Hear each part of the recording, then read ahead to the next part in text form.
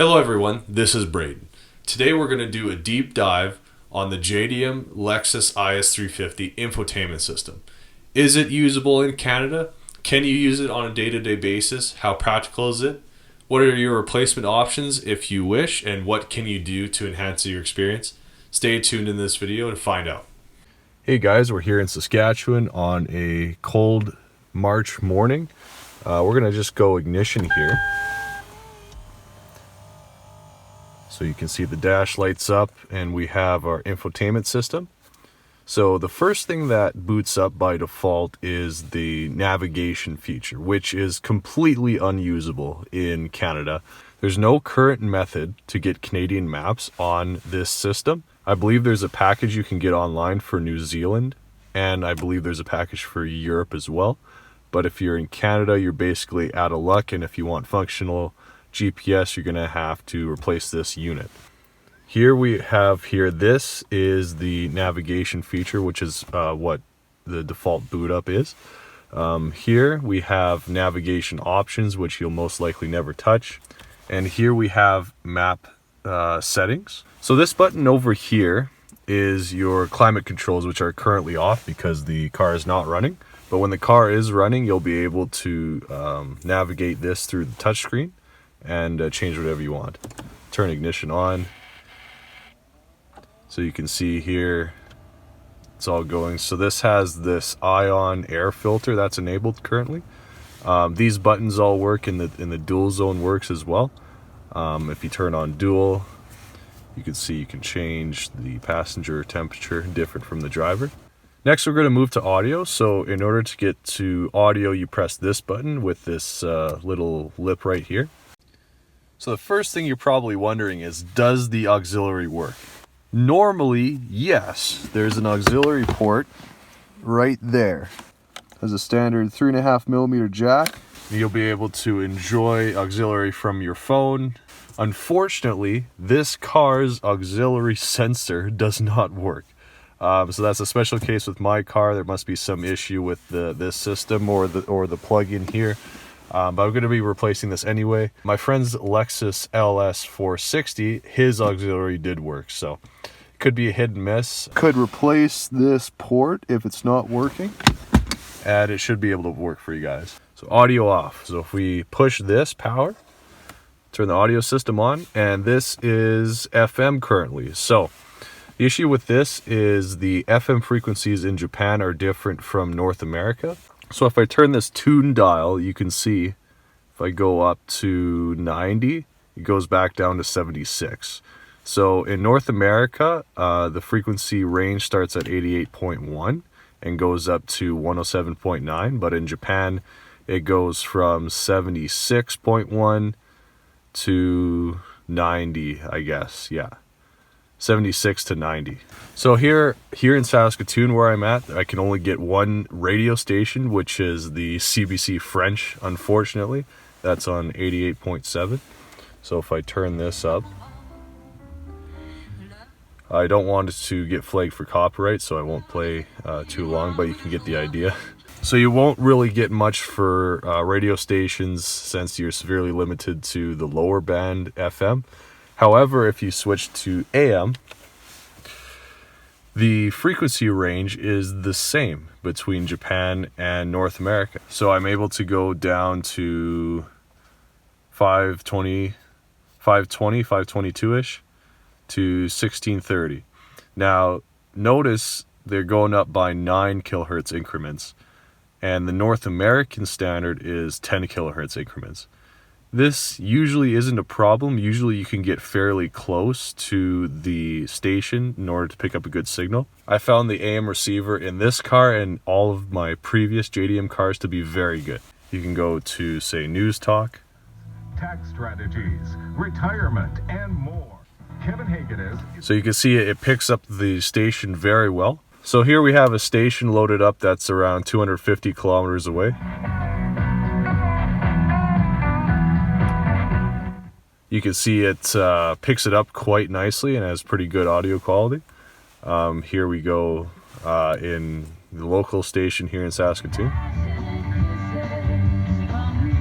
Pretty good reception. All right, so next we'll move to TV. So this is analog television. This won't work. It wouldn't even work if we still had analog TV because the frequencies are different. However, the television portion of this can be useful. So if you happen to have a radio station in your area that lands on either 95.7, 101.7, or 107.7, you can listen to the FM station using the analog TV component of your JDM car. So if you go to channel 1, the audio carrier on this channel is 95.7 megahertz. And if you had an FM station on 95.7, you'd be able to pick it up. I do not currently live in a place with 95.7 on the FM, but we do have a radio station on 95.1.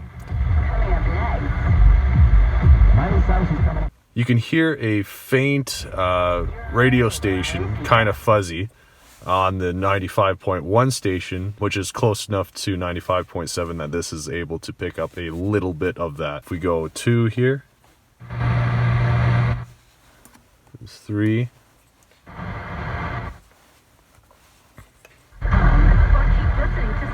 So yeah, C95, 95.1. This is equivalent of having 95.7 on the dial. So if you had a 95.7 station, you will be able to pick that up on channel 1. If you have 101.7, you'll be able to pick that up on channel 2. And if you have 107.7 in your area, you'll be able to pick that up on channel 3. So mini disc player, if you do have mini discs, they will play in this player. I do not have any mini discs on me, so I can't demonstrate that to you today. All right, next we'll move to disc. Now this can play a variety of different disc formats. You can see it's capable of playing both DVD audio, DVD video. Of course, you'll be able to play your CDs as well. It's able to play WMA files as well as MP3 files. So you can have a bunch of MP3s on a DVD, burn to a DVD or burn to a CD, and you'll be able to play it here. North American DVDs with region code 1 will not work on this unit. They'll have to be either region code 0 or region code 2, which is the European region code. Another feature of this is it has an internal hard drive, which you can save your music to, which is really nice. The caveat being is that you'll only be able to save normal compact discs on the hard drive and not MP3 discs. The reason they do this is because of copyright reasons, which is unfortunate, but that's how it is. So I have a CD here. Go ahead and put it in the player. We go ahead and hit load. And you'll see it has orange flashing lights, and then it's a green light. It's green. Put our disc in. You can see it's a 6-disc changer. So we just put a normal compact audio disc. You can see it's playing. I won't play very much because of YouTube copyright reasons, but I'll turn it up a little bit. So you can see it is playing. If you want to save this disc to the hard drive, all you have to do is hit record. You're at a track select. So I'm going to check off all of the tracks on this disc. 7, 8, 9, 10, 11. When you're ready to save them, you hit this completion button right here. So now it says record fast. So it's going through all the tracks and recording them. So we have the disc here ejected, and we have it still playing here from the hard drive. Pretty nice having that feature to save to the hard drive. All right, so many of you might be wondering if you can connect your phone to Bluetooth and take and receive calls using the built-in Bluetooth system in the infotainment system. We're going to find that out. So we're going to go to settings, telephone, and then down here is telephone settings. And we got Bluetooth. So you hear the Bluetooth. Now this button here is register. So you can see device name hands-free and passkey 1408. So I'm going to go ahead and register and get back to you guys. So once you're connected to Bluetooth, you'll have this screen. Now you can just cancel out of this screen by hitting settings.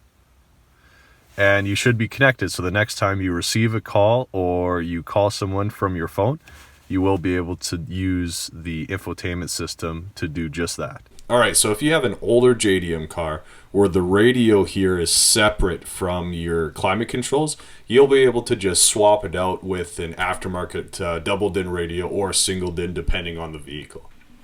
So here's a JVC unit, 6.8-inch touchscreen on sale for $400. I'd be comfortable with this. JVC is a pretty good brand. It should last through the Canadian winters, and Visions will give you a 1-year warranty. All right, so for those of you who have JDM cars with the infotainment and AC and heater controls all built in and looking what to do next, I'm going to provide you here with some options. So for the Lexus models I was looking at with the IS, the GS, and the LS, your best bet would to go through AliExpress. So if I go online here, go to AliExpress, and then, for example, we can search Lexus IS350 Android radio.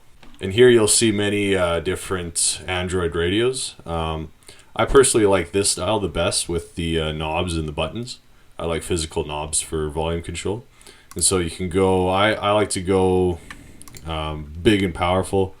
So here you see it's $640, but if you want the cheaper, less powerful version, it'll run you 417 Canadian dollars, which is about 300 US dollars.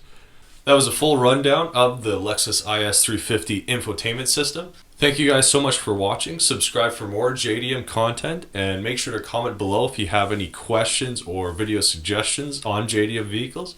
I've been Braden. Thank you guys so much for watching, and I'll see you in the next one.